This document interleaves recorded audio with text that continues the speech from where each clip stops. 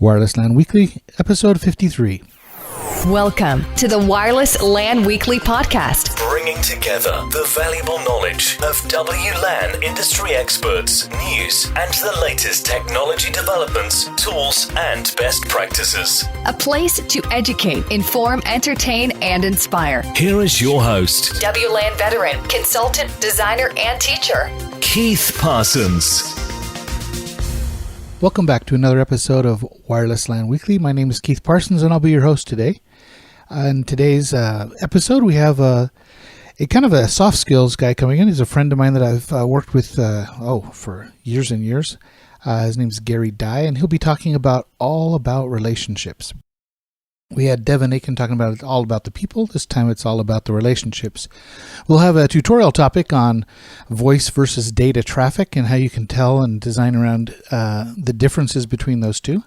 And finally, we have a WhoIs Ashuf Said. I met with Ashuf when we were in Bangkok earlier this year, and glad to have him on the show. So let's get started with Wireless LAN Weekly, episode 53.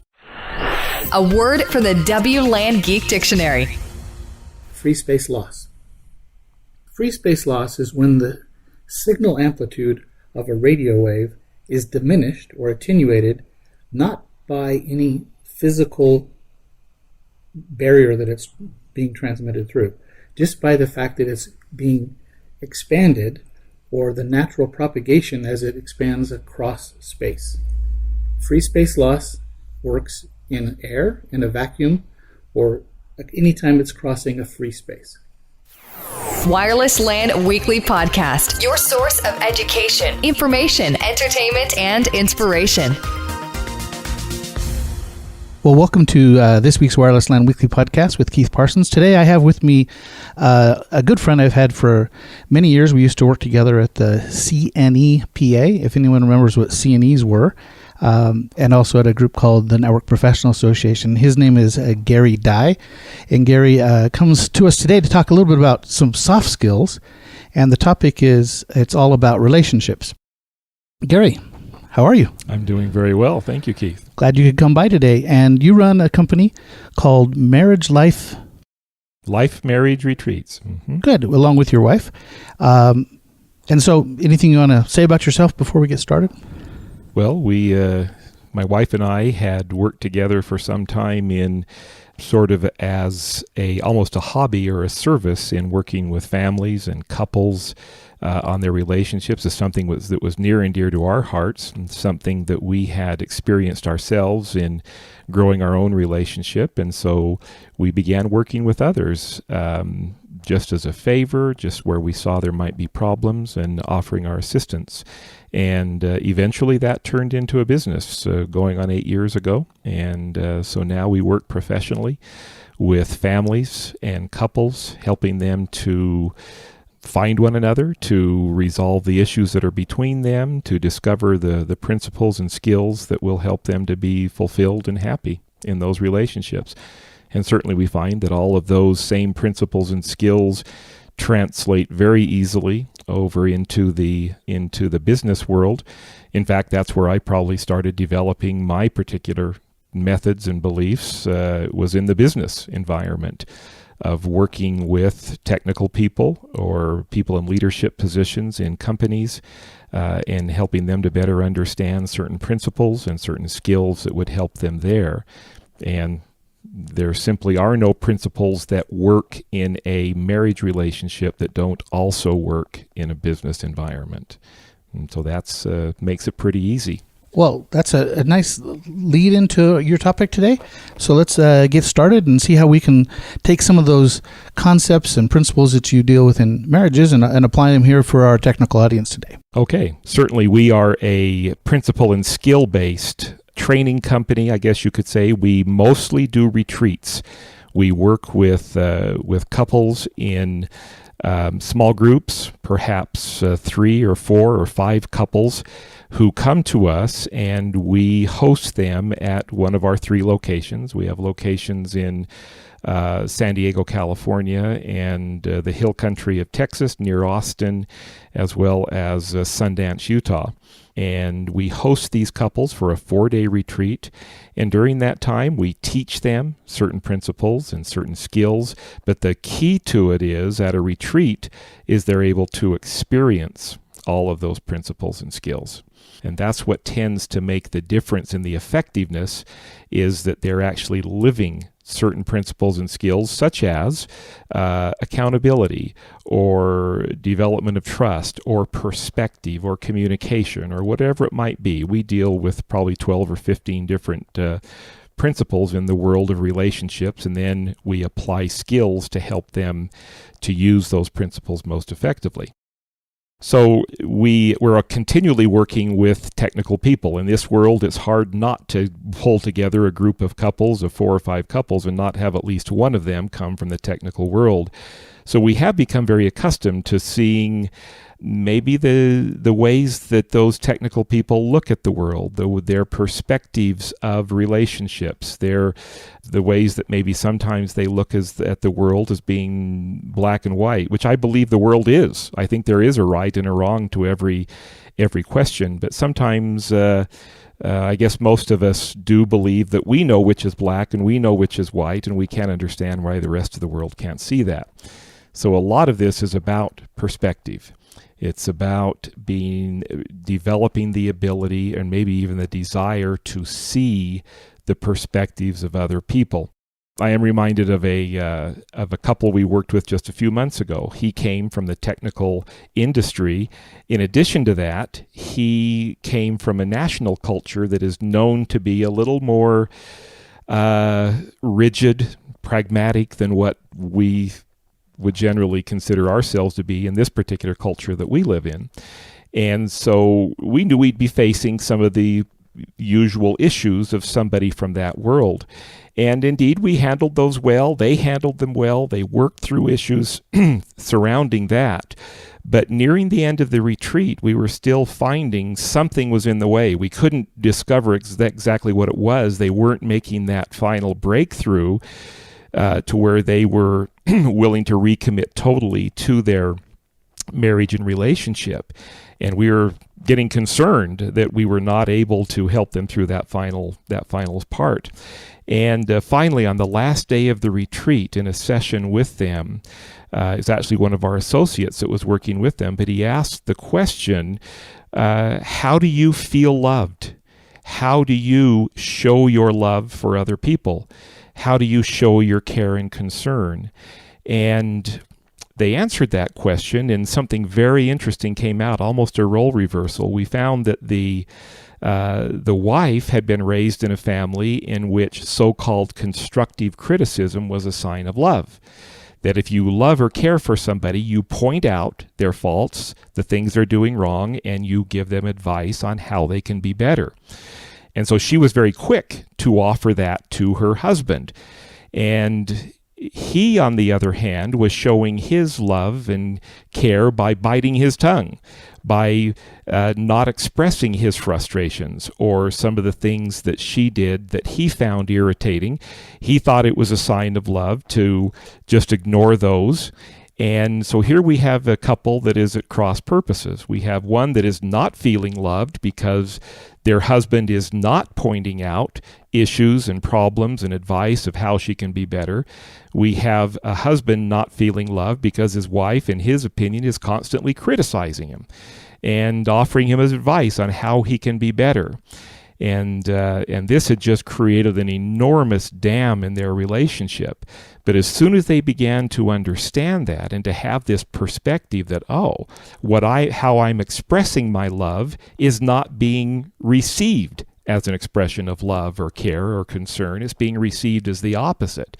So at that point, the light began to pour in for them, and they were able to take that light and apply it to other parts of their relationship and see other places where their perspectives were so different and were being received in a very confusing way, and thus began to rebuild the relationship, and are to this day together and building a happier relationship. They're not out of the woods yet. They still have some of the day-to-day things to deal with. But that was a kind of a signal to us of how very different people look at the same thing. We look at them very differently. We feel accepted. We feel respected in different ways.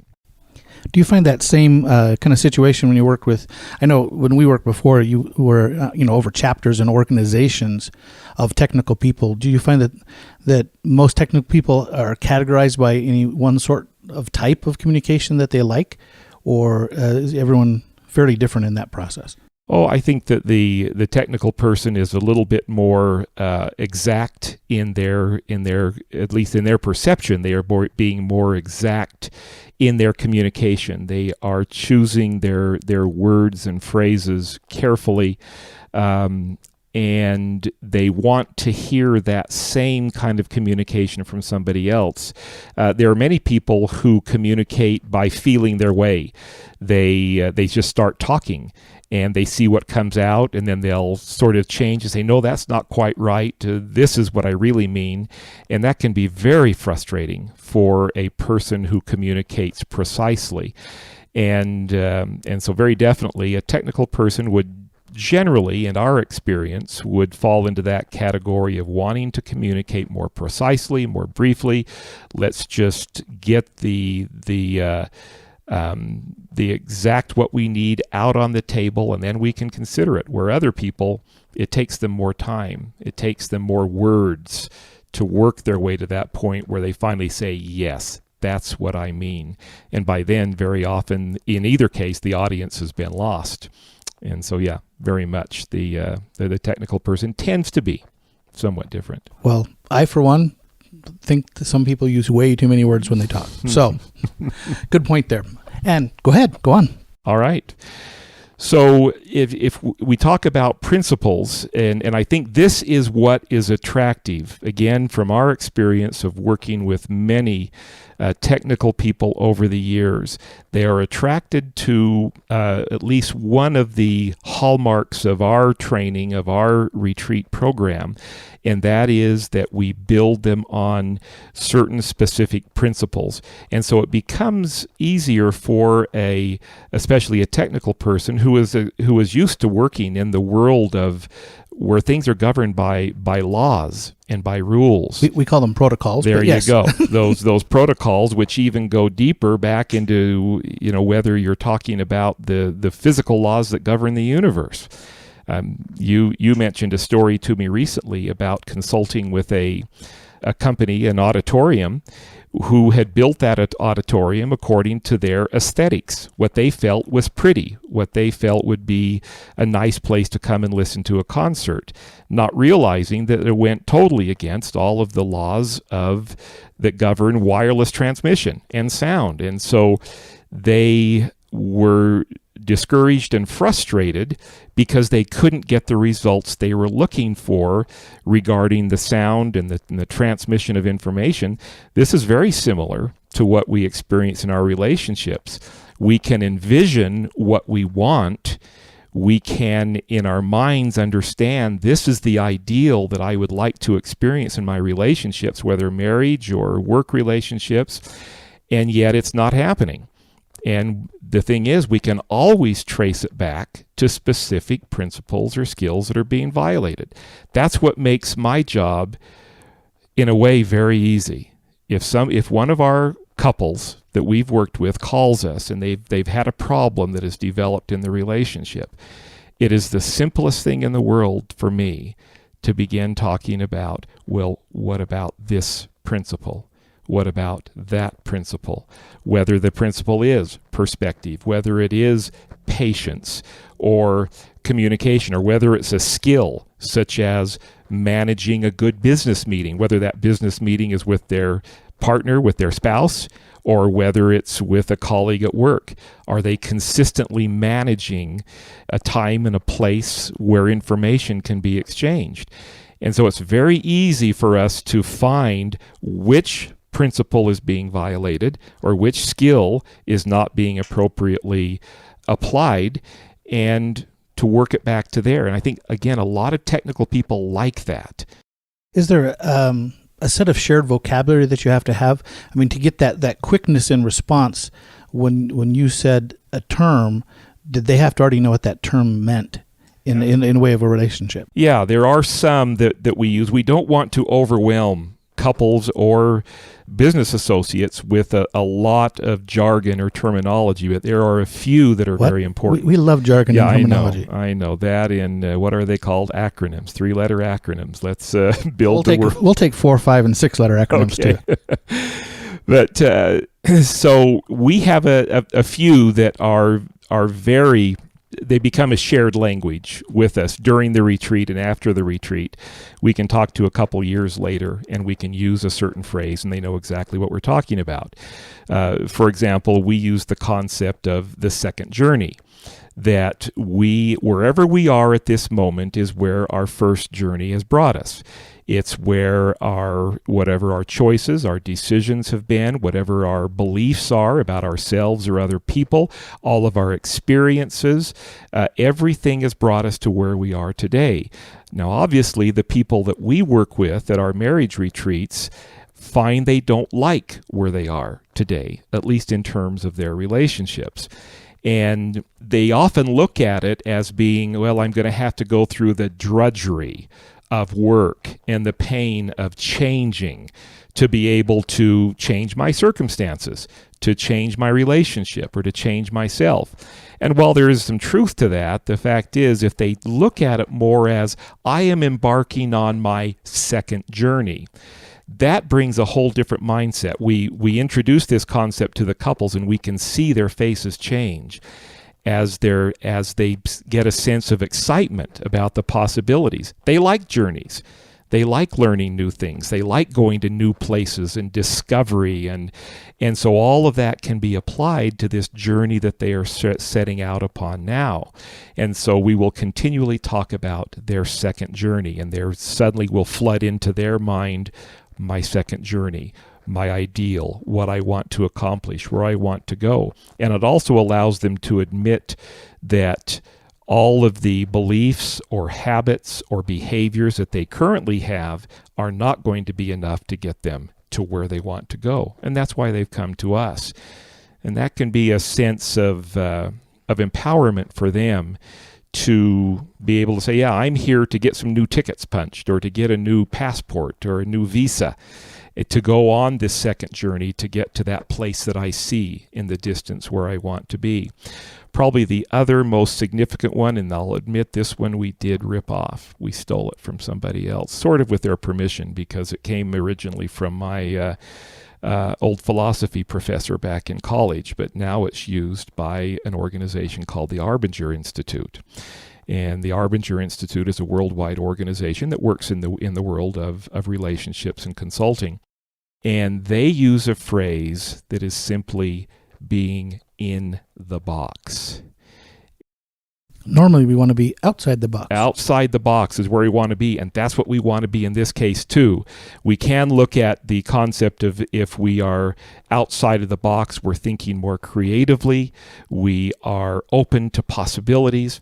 Well, it's a similar thing. If we are inside of a box in this world of relationships, it means that we are not open to other points of view. It means that we are likely being driven by negative impulses or negative emotions, whether those are resentment or hurt or disappointment, whatever those things are. But when we get inside this so-called box, then everything becomes obscure. We can't hear clearly, we can't see clearly, we can't feel clearly. And so if we ever try to solve a problem, whether a business problem or a personal relationship in our family problem, from inside this box, we will always, 100% of the time, make it worse. We cannot deal with it from there. And so there's this whole process that we go through in teaching them this concept, in being able to help them extricate themselves from this box that limits them so thoroughly, and to be outside of the box. Well, first you'd have to recognize you're in the box. That is, awareness is one of the most significant things we deal with. And again, that's why we do a 4-day retreat, because it does allow the couples to experience so many things during that 4-day period that they begin to develop a deeper sense of awareness of what they really are feeling. We teach them how to see the signals. What are the signals that you are heading for the box? Well, there are simple things like, I'm right, you're wrong. Always. That tells you you're on your way to the box if you're not already there. Or you're the one that's at fault. Or, again, feelings of resentment, feelings of confusion, fear. All those things are signals. And so, yes, we do need to become very self-aware. This is another place where we have found not only technical people, but also those from the world of law, engineering, etc., will sometimes find that they are unable to be as completely aware of what they truly are feeling or experiencing. I think it was you, Keith, that once told me you did a variation on a very well-known phrase in seeing the unexamined life is the life worth living. The examined life may not be the one that we're after. Exactly. I'm very proud of that quote. Yes. and so that can get us a ways. And in some cases, it is the perfect quote to use, quite frankly. But there are times as well, if somebody takes that too far, where they inhibit themselves from being able to see where they are, what they're feeling. They're able to bury things or stuff things. Now, I'm not one of those people who believes that your heart needs to be bleeding all the time everywhere and you're pouring forth all of your feelings and emotions. I don't think that's the case. But if we are not at least self-aware in what we are feeling, and if we are in this so-called box, then the box can become a very comfortable place to be. And that's what we find. Most of the couples, by the time they get to us, have that box feels natural to them. They think that's the way life is. And that would mean each person's in their own box. So even a team would be made up of people that are hiding inside their own boxes. Exactly. So they're inside of their own boxes, and they're boxes that all of us have that we will retreat to because it is comfortable or because we're afraid. This is another part of what we do, is we observe communication. Whether, I used to do it in a business environment, but now I do it primarily in families. And so we can see that there are, whether it's one spouse or the other, or even a child in a situation, that they might feel they're being pushed away from what some people refer to as the pool of meaning, that where the information is being put in this conversation. That's all conversation is. Let's get all of the relevant information, data, ideas, as well as feelings, out into one place where they can be used in a positive fashion. But most of us hate to hear information coming into that pool that we don't agree with. And so the person may have a few thoughts and words that are just barely coming out of their mouth, and we're already pushing back against it. We don't want to have that information in the pool because we feel it muddies the water. Well, what if they're wrong? That's perspective. That's where we get back to that wonderful world of perspective. But it is a good question. There are times. And we can usually find ways to shut other people down, especially if we're good with words, if we are in our presence, whether it's our physical presence or emotional presence, we can push people away and win the argument. But do you really win? No, there is no winner and there is no loser. It took me a long time to figure that one out. It's not a matter of winning or losing. Yes, it's a matter of finding the best solution. That is the win. The very best meetings are those that we go into with no preconceived notions. Now, I realize we're going to go into meetings with preconceived notions, with our ideas.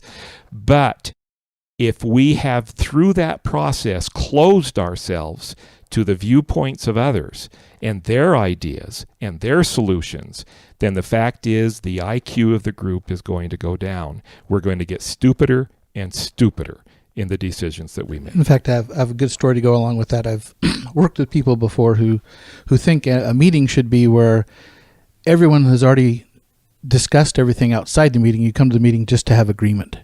Yeah, that's right. rather than the meeting is to get the information out. They want to have everyone's agreement so there's no conflict during the meeting. Mm-hmm. The fact is, getting ready for a meeting can be at least partly pulling together data and information that we need to share. But part of that preparation time also needs to be in being aware of ourselves. Am I ready to be open? Am I ready to honor other people's opinions and to listen rather than be preparing my next comment to refute or to prove my point? So there are certain things that we teach a couple, for example, to do before they have an important conversation about maybe an issue that is between them. We actually help them to go through a process of asking themselves questions in their own mind that will help them to prepare and help to open their hearts and minds. Because it's just shown if we can start a conversation or a staff meeting in the right way. Some people refer to it as a so-called soft start. Goes along with the soft skills concept, I guess. Again, it's not mamby-pamby or bleeding heart. It's just simply a way in which everybody can feel that they are a part of this, and we are ready to listen as well as to share.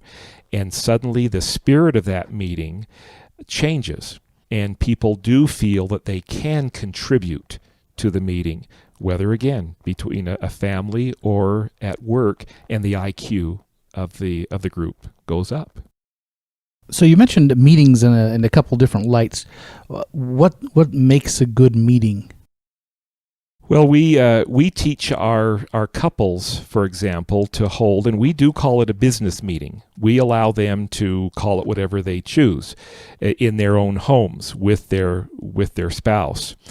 And so we teach them how to hold that on a weekly basis. So in a lot of ways, it looks like a staff meeting. We're getting together to run the business of our home and our family and our relationship. And so once a week, they come together, hopefully, again, having prepared themselves emotionally as well as mentally for this meeting. We ask them to prepare some sort of a loose agenda, at least for that. We ask them to begin the meeting with celebrating something that went right during the week before, a goal that was accomplished, or that somebody did deliver on a promise that they made, or just a good experience that they had together. And then there is time during that meeting to discuss the calendar of the family, the schedule, the budget, the finances. How are the children doing? How are we doing in our particular roles and responsibilities? But there is also a time when issues are able to be discussed, and those are discussed in very specific ways. So all of the things about the meeting that we just completed, of the calendaring, the finances, the kids, etc., that's all handled in a way that you might handle a good business meeting. Maybe with a little looser rein, but generally in that same fashion. But there comes a time when you need to shift. If you're going to be talking about something where you know that there is a difference of opinion, that's conflict. There's nothing wrong with conflict in a relationship. It's just a different way of looking at things. But there is a problem with contention. There is a problem with fighting. So you want to contrast those two words, conflict and contention. Yeah. So conflict, in fact, some people put it, one of our people is all of their degrees and certifications are in conflict resolution. And so he uses the phrase, conflict good, fighting bad. But obviously we have to work through the conflict. And so some people, when they first start talking to us, first call us about a retreat, they say, well, we want to learn how to fight better.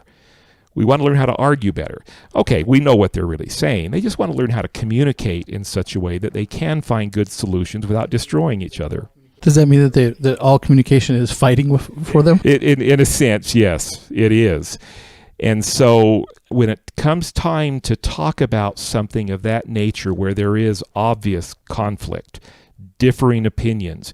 All of the research would indicate that there are certain conversations that need to be handled differently. Those are conversations where emotions tend to run high, where the stakes are high. You've got to get this right. If you don't get it right, your relationship and your life is going to suffer. And opinions vary, obviously, in this. So if those are present in this conversation, you get to follow rules of engagement. It can't be, for most people, it can't be simply just shouting over each other or preparing your next statement or attack while your partner's talking. Or remembering something that happened 10 years ago. Remembering something that happened long ago and bringing that up to prove your point. Forcing people, again, away from that pool of meaning. And so this is where some sort of a technique can be helpful, and there are many. We sometimes use so-called reflective listening. We have one person that will control the floor. They have, and very often we'll even use some sort of an object for them to hold, some sort of symbolic object. What I'd like them to hold. Kind of Dances with Wolves thing. Sort of thing, exactly right. It was actually an Indian tribe in the eastern United States that developed this. They would pass around a feathered stick. But whether it's a pen or whether it's a piece of paper, whatever it is, but the person holding that has the floor. They're able to state their thoughts, feelings, their views, and then periodically, after a paragraph or two, the other person repeats it back, what they think they heard. That person the person having the floor can then make corrections if they need to. No, that's not quite what I meant. Here's what I meant. And so suddenly we have clarity happening because people are not talking over each other. They're not immediately jumping into the attack. Are some still sitting there formulating their response and thinking about how they're going to destroy that other person? Yes, they probably are. But over time, even that can become better. And so then they pass the token to the other person, and then they are able to state their feelings or their views or what their solutions, and maybe to refute some of the things that the other person said. And so that brings a sense of order to the conversation. It brings a sense of I am going to be heard. I can express my perspectives and have the expectation that my partner is listening to me, and then they're going to have that same opportunity. We have terms for that in the IT world. And you actually use the word token nicely. Token ring was who has a token can talk, no one else gets to. Yeah, but most of our world and people are more like Ethernet, and it's collision avoidance and collision detection. We just try to talk on top of each other. Yeah, exactly right. And so somehow we do have to come up with rules and protocols that will allow us that information to go back and forth. Most of us have seen some sort of a diagram showing communication at the personal level of a sender, a receiver, and the interference that lies in between. So how do we minimize that interference in the personal world? And that's what we're after. And it sounds like you're also saying you need a different communication technique depending on the topic and how sensitive or how important it is. Yes. Many people will take this, whether it is reflective listening or some other form of communication, they'll take it into their day-to-day language. You may have come across people who make it a point to restate something that you have already said in just a regular conversation. Oh, yeah, so you believe that? Yes, sometimes it can be. Sometimes it really can be. But people can learn to do that in a less obtrusive way that accomplishes the same thing, that they make sure they understand. But does it really matter if somebody is misunderstanding something about your views of the National Football League or the Premier Soccer League, and who's better and who wins or doesn't? That's really not so crucial. And so, yeah, we usually apply these rules in very specific times and places, and yet as people use them in those times and places, they tend to start to carry over in other positive ways to other communication. They want to know what the other person is thinking. They want to understand it because they know how often they misunderstand. You yourself, Keith, would you say that you have ever thought that you understood why a person was behaving in a certain way, and then later on found other information that said, oh, I see there were other things at work. That's probably most of the time. Yeah, that's me too. Probably 99 times out of 100, when I think I know and understand why somebody is behaving in a certain way, I find out more information that tells me, oh, this is what was going on. Now, that doesn't necessarily excuse their behavior if their behavior was inappropriate. We never, ever look to excuse or condone negative behavior. But if we can understand the context of that behavior, it gives us a much greater chance to deal with it in a healthy way. Because believe me, attack and criticism does not go very far with people. Reminds me of Covey's seek first to understand. Exactly. Falls into that category. So in this world of communication, I've just expressed that there are certain skills and tools that we can use. But how do you think it would be, think in your own minds, if you were to go into a conversation in which there was conflict, in which there was disagreement, and you simply went in with a token to pass back and forth, but you left at the door any principles such as perspective, accountability, kindness, respect. How far do you think that conversation would go? You took away all the good words. Yeah, it wouldn't go very well. It may be a little more orderly for a while as you pass that back and forth and listen, but if you do not also bring with you those principles, again, that's the difference between principles and skills. At our retreats, we work with couples and individuals to build a foundation of principles. Again, that's sort of a Covey-esque kind of a view of the world, but I think probably most of the great philosophers and teachers and even Covey says there was nothing new. He just kind of organized it. Nothing new to it at all. But if we can build that foundation of the principles, and then we stand on that foundation and use the skills, that's when miracles begin to happen. That's what happens with the couples we work with. We help them to stand. They've been standing on quicksand for so long. They feel like they've been walking on eggshells, that the trust has been violated in the relationship in many ways. They're afraid to really talk about anything meaningful. And so we help them to bring those principles in to build that foundation, and then miraculous things begin to happen. We can guarantee to our couples, we can't guarantee that every marriage is going to be saved. That depends on the couple. But we can guarantee 3 things happening at a retreat if they're willing to engage at all. We can also guarantee these things happening in a work environment. Well, a lot of what you've been describing as a couple sounds like some working groups that I know. So they're tied together. They are, because what you're going to experience in any kind of an effort to bring these principles into place, in any kind of an effort to understand other people, you're going to, first of all, the communication is going to go to the highest level you've ever experienced, whether it's in the staff meeting or in the meeting with your customer, or in the meeting with your partner, with your spouse. The communication will go to the highest level it ever has. That's what happens at the retreat.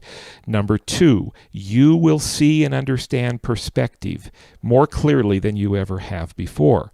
Again, whether that's with your colleagues or customers or with your spouse. And you will learn to joyfully accept accountability. Ooh. And this is nice the sentence thing. There. It is accountability becomes the liberating part of relationships as we are willing to take our accountability. Now, we don't take 1 ounce more than our own accountability. We're not groveling in front of another person and saying, "Oh, it's all my fault," but we just simply take our accountability. We don't even invite them to take their own. We just take ours, and that tends to be inspirational enough to them, and it builds a sense of safety as they see us taking our accountability, that they are willing to take their own, because everybody starts to feel a little bit safer, knowing that we're humans and we have expectations of one another, but we also have a sense that we are willing to work with one another. So that's what happens at a retreat. The communication rises, the perspective becomes more clear, and the accountability. that liberating accountability is there. And suddenly with that, the couple or the staff is able to work miracles. As long as they stay in those spots of communicating clearly and seeing and explaining perspective clearly and taking accountability, miraculous things begin to happen. Now this is a word you don't use at work very often, but it's one we use at the retreat. There comes a certain point in the retreat when we turn to the couples and we say, we are going to be watching for something in our private sessions with you, because when we know that when this principle comes into the discussion, into your conversations, then we're about to see the miracles happen. And that is when we introduce the concept of humility to them. Yep, you're right. That doesn't show up very often. Yeah, and yet it is there. And again, it says part of that is accountability. Even just taking a sense of accountability can be a sign of humility. For us, humility by definition is simply openness. I am open to other viewpoints. I am open to the possibility that I'm wrong. I'm open to the possibility that I don't have all the information I need and you have some information that I might need. I am open to admitting my mistakes. I'm open to those things. That's all humility is. I should have went to one of your retreats. It would have saved me a lot of money. I attended 2 years of MBA school, and at the end of in MBA school, you have lots of case studies, 100+ case studies. You prepare in something, then in front of your 100 peers, you have to present or they present. But you prepared every single one of these cases. And it was humbling for me for 2 years of this to realize that I was never better than half right. And I think out of the entire 2-year degree, the most important thing in that I walked away with was the knowledge that I was never more than half right. Mm-hmm. Yeah. My life up to that point, I thought I would have said 90-95%. Mm-hmm. And after knowing that, man, it's very freeing to know I don't care. It wasn't me that was wrong. My idea was wrong. And I can move forward from there. Yeah. And you watch what happens when a staff at work comes to that realization. And again, it doesn't have to be spoken in terms of humility. It can just be spoken in terms of the reality. And suddenly the sense of openness that is there in that staff and or with your customers just becomes remarkable. And with that, you can work some miracles. In some companies, I think they use the term they're not afraid of risk. Go ahead and take a risk because we're going to make mistakes. Mm-hmm. And really, the underlying concept behind that risk taking is you're going to make mistakes. Yeah. So will they allow those mistakes in the staff meeting? I think that becomes the true gauge of if they really are a company willing to take risk and to deal with that risk and to deal with failure occasionally. Are they willing to allow people to take risk in a staff meeting by the way that they present, the information they bring, or will they ridicule or will they ignore? And thus, because if they can't do it there, I promise you, it's not part of their culture then. No, it is not part of their culture, and it is not going to come out well for them. I was at one client once. You'd think that you'd find this funny, where the president of the company, the CEO, had gone to some meeting and returned back and went to the HR department and said, I learned about corporate culture, and I'd like you to install one for us next week. Yeah, put those new tires on the car for me. I think the culture was already there. Yes. Hardest thing in the world to change. The culture of a family and the culture of a business. It's doable, but if you don't start at the root level, then you're just clipping off. We use the concept of weeds. You mow your lawn and you look and say, "Wow, that lawn just looks fabulous. I just love the way that looks." And you come back a couple of days later, and the darn dandelions have started to pop up again, and it's looking uneven. And that's the way it is in life and relationships. Is that we cut off the tops, but we never really get down to the roots of being able to remove those things. And so we're constantly dealing with just nipping off the top of the issues. Albert Einstein, for all of the truth that he ever expressed in the world of physics, I think he expressed the truest thing about life and relationships. Einstein himself was not successful at his personal relationships. But he said, we can't solve the significant problems we face at the same level of thinking we were at when we created them. We have to change our level of thinking in some way. So often, we simply try to solve the problem the same way we tried it before, or at the same basic level of thinking. It doesn't work in the world of wireless, I wouldn't think. If you are trying to solve a problem that you created at that same level of thinking, it's not going to happen.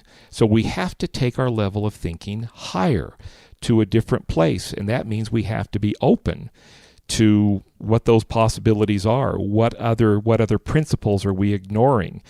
What, the people who own the auditorium that were trying to solve a problem, they had to eventually move off of the level of thinking they were at when they created that problem by their design flaws and go to someplace entirely different. It's the same thing for our relationships. We have to be willing to go to a higher level of thinking in the relationship. And that's where maybe sometimes we come to the fact that all of us have a different way of being. Now, we can have different ways of being in all of our relationships. But, as we've discussed many times in the world of Myers-Briggs, for example, as we determine what our personality is, that's very real. There's no doubt about it.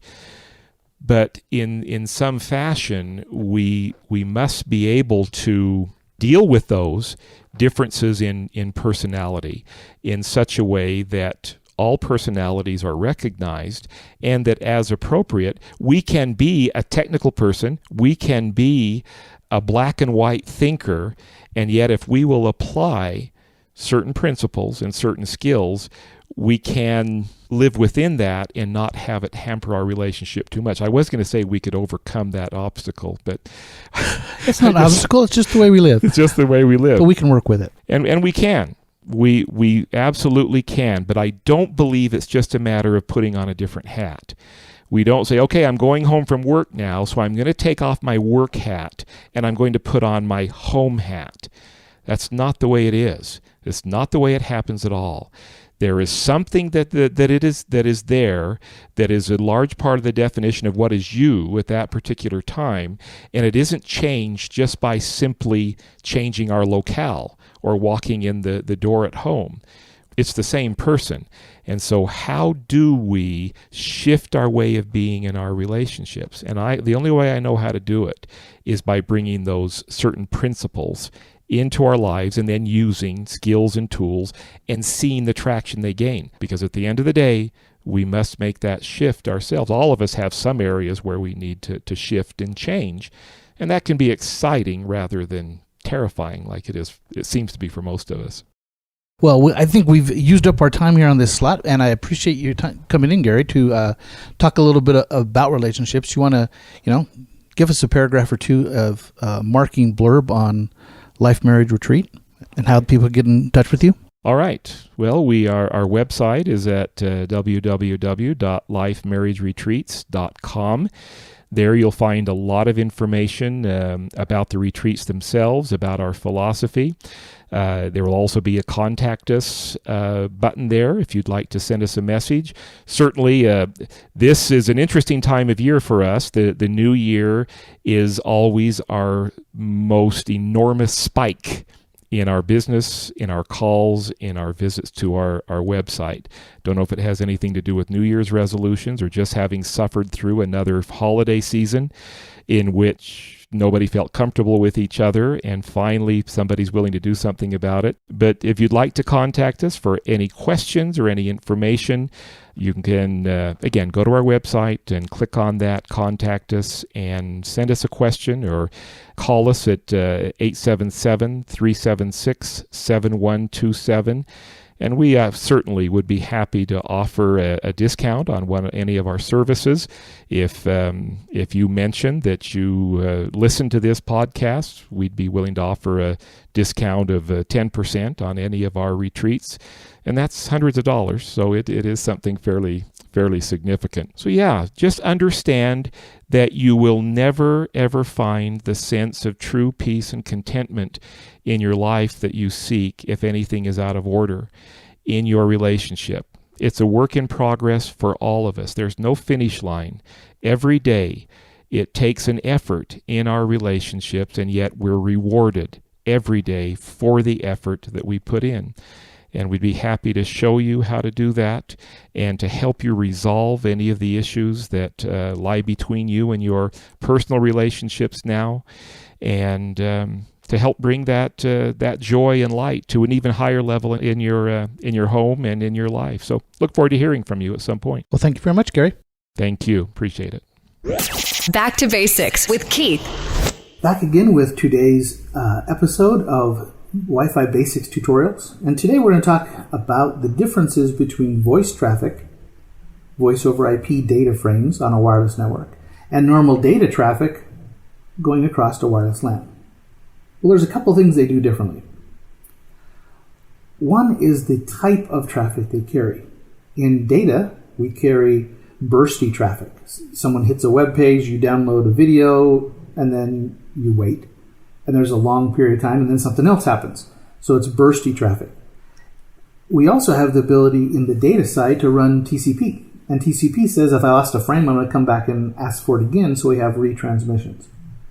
The delay time or latency on most data applications is fairly resilient. If we lose a frame and have to resend it again, the client usually doesn't know or can't even see if that's happening. Now, obviously, if we're running real-time video, we'd see that. But for normal data, FTP, HTTPS, etc., that's not going to make any difference. Data is also very bandwidth greedy, meaning they want fast. The more faster data we can get, the better. Especially if you think of BitTorrent or FTP or file transfers, we'd like to just push as much as possible. So for data, we really don't care if there's much delay, so we have a lot of tolerance for that. For mobility's sake, data doesn't move around very much. Usually you're sitting still when you're doing things. Security, pretty high security. We care about our data. We want to deal with that. And the usage pattern is very random. Who knows when someone's going to click on something and ask for the next piece. So data has a certain style or preferences of how it likes to receive its packets. It's entirely different when we talk about voice.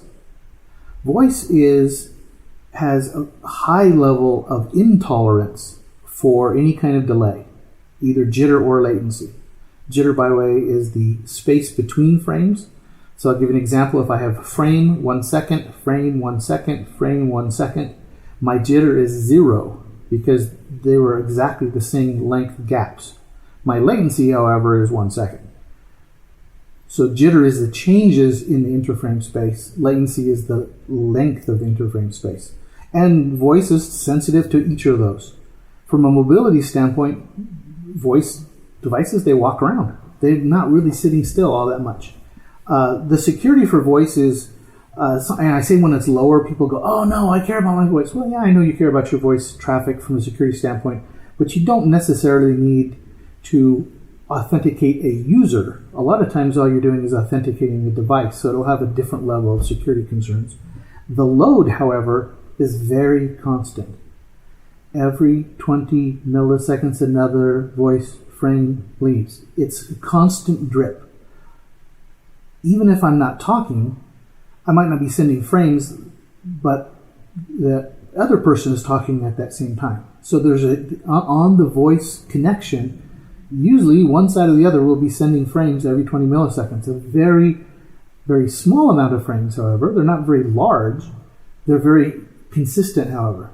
But unlike data frames, these are UDP, and we just throw them away. If they don't arrive in time, they don't have any value to us on the other end. The usage, however, unlike data being random, we can do some probabilistic things using functions called like an Erlang function to find out, on balance, how much time does each nurse use on the phone during every hour, and then calculate our loads accordingly. Without even getting into the Wi-Fi level and what the requirements are for Wi-Fi devices that are doing voice, they need things like a signal, an RSSI primary, and a RSSI backup. Sometimes you call that overlap, but it's really saying each client device needs to see a primary and a backup at all times. needs to have jitter and latency at low levels. There's some very specific things that happen in Wi-Fi, but just the data load on your network, entirely different. So when you're designing between wireless data and wireless voice, realize they don't look exactly the same. They go to different places on the network. They have different QoS levels. So wireless data and wireless voice have different types of traffic patterns, and we just need to look at that as we move forward in our design. This is the Power Minute with today's podcast special guest. First question is name, and who do you work for, and what do you do? I'm Ashuf Said. I work for a company called WhoIs Solutions in the Maldives. We do have a branch in Malaysia as well. And for those of us who are geographically challenged, where is the Maldives? We're just on the equator, below India and Sri Lanka, on the Indian Ocean. Very good. How did you get into the IT industry at all? I've been working with IT since back in school.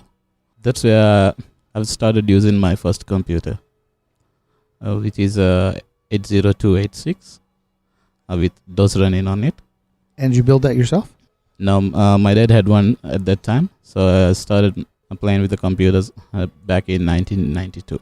And what do you do with computers now? Mostly it's office work, plus I'm doing site surveying as well for wireless, and I'm studying on wireless as well. Good. If you could go back in time and talk to yourself 20 years ago, what would you tell them advice-wise? Computers is everything. Don't leave it behind. Very good. So, formal education, do you think it's valuable to have a college degree to be in the wireless industry? I don't think so. I prefer the certifications, and that's why I pursued my first wireless certification back in 2006. That is the wireless shop. And after that, I took my CWNA, and I've been studying for CWSP, AP, and DP at the same time. And I do carry my ebooks on Kindle. So it's like a reference and a study material. Good. I carry mine as well, and I've already done them many times over. But they do make good reference material. Do you have a home lab? Yeah, I do. It's mostly ruckus stuff, but I do have some fire-tied APs and IRI bridges as well. So tell me about how the home labs helped you learn. Even before I had my home lab, I got my certifications done. So probably knew most of the things from my study materials, even before I get my hands-on experience with the ruckus wireless stuff. How important is social media to your career? It's quite important because it connects me with my colleagues and connects me with colleagues who have same interests like wireless LAN. Even I think it's on social media that I come across you and CWNP as well. Okay. Do you have a blog? Yeah.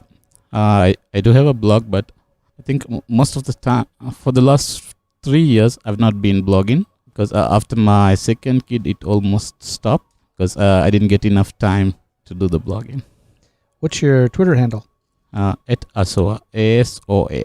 ASOA, ASOA. Are you a Mac user or a PC user? Definitely a Mac. I was a Windows user, but I've changed to Mac 5 years back, if I'm not wrong. And I'm still on Mac. I do use Windows on Parallels just for some things which I cannot use Mac, like configuring some of the fire-tied APs. Otherwise, I'm a 100% Mac user, and I would suggest you go for Mac as well. I like that. Me too. So I'm there. What do you use for doing your site surveys? Spectrum analyzers, and I do use iPad as well. Mostly use the APs and check for throughput testing as well. Okay. What are your thoughts the future of Wi-Fi in the next 5-10 years? 5 years back, I don't think we had the same level of devices. So I think in another 5 years, we'll have more devices and we need more bandwidth and more capacity. Definitely the Wi-Fi has to grow. Wi-Fi has to grow. And it will. Tell us what you do in the last week. Just your job. What's a normal week look like? In fact, for the last week, I've been traveling. Because, in fact, my mom-in-law was sick, and so I had to travel to Singapore and Malaysia. And then from there, I flew over here. So basically, for the last week, I haven't done any technical work. So what would a normal week look like? Mostly dealing with the clients, and mostly I would be looking at major issues. If there's a major issue, then we do a remote to the sites and sometimes do remote to the zone directors and check what the problems are. What are most of your clients? Hospitality, because in Maldives we have 90 resorts under operation and another 40 under construction, and mostly all the major hotel chains are there. Some of my clients are Hilton, which has Waldorf Astoria, Hilton and Conrad in the Maldives, and another set of my clients is Starwood, which is in Sheraton and W Maldives. So what do you say to people who say you live in paradise? Does it feel that way to you, or is it just work? I think basically it doesn't make a difference since I was born there and I was still there, so I don't see anything much of a difference. But somebody who's coming from another part of the world, it would be the sandy beaches and the blue lagoons, which impress them a lot. And to you, that's just normal? For us, it's just normal. Because in around 500 meters, we see the sea. That's it. It's everywhere. Everywhere, because the capital city itself is very small, 1 kilometer by 1.5 kilometers. Oh, very small. And the airport itself is on a different island, and each resort is on its own island. So how long does it take to travel from your office to your clients? It depends on how far they are. If it's a close by resort, it takes 1 to 2 hours by speedboat. If it is far away, then we can take the seaplanes, which is by 45 minutes. So you visit your work either on a seaplane or a speedboat? Yeah. Okay, that's kind of unique. Not everyone has that as their mode of transportation to get to their job site. Yeah. Very nice. What inspires you when you get up in the morning to go to work? It's the technology, in fact. More than like work, I think it's the technical interest that I have. More than like the income or anything else, it's the technical interest that I have. So if you didn't have to had money as an object, what would you be doing? Probably end up in some technology company doing some technical stuff. You love the technology. It doesn't matter where the money is. Something special about you. What makes you unique? I think it's my experience based on years of experience that counts a lot in the technical field. More than the certifications or the degrees, whatever I have, it's experience which is much more, which helps me a lot. Because most of the experience that I have, I don't have the certs to prove it. But you've got all the scars. Yeah. If you could talk to someone who is coming new into the wireless LAN industry, what advice would you give them to get started? Get them to certified from the CWNP. Go up until you become a CWNP. Before you even start? No, start with CWTS and go up, and don't stop until you become a CWN. I like that. We don't have enough CWNEs out there. Well, thanks for your time, Asaw. I appreciate your time, and we'll share this with the world and let them know who is Ashuf Said. Thank you, Keith. It's nice meeting you. Thanks. Thank you. Bye. Wireless LAN Weekly Podcast, your source of education, information, entertainment, and inspiration. Well, thanks for listening in on episode 53 of Wireless LAN Weekly. We had a great discussion all about relationships with Gerry Dai. We talked a little bit about voice versus data and ended up with WhoIs Ashuf Said. Glad that you were able to listen in with us. If you have any comments, go ahead and leave those on the podcast website or send an email to comments@wlanpros.com, and we'll be glad to incorporate your comments into our next upcoming episodes. Thank you very much. Thank you for listening to the Wireless LAN Weekly Podcast. Head to WLANpros.com for this episode's show notes and the latest industry news. Connect today. WLAN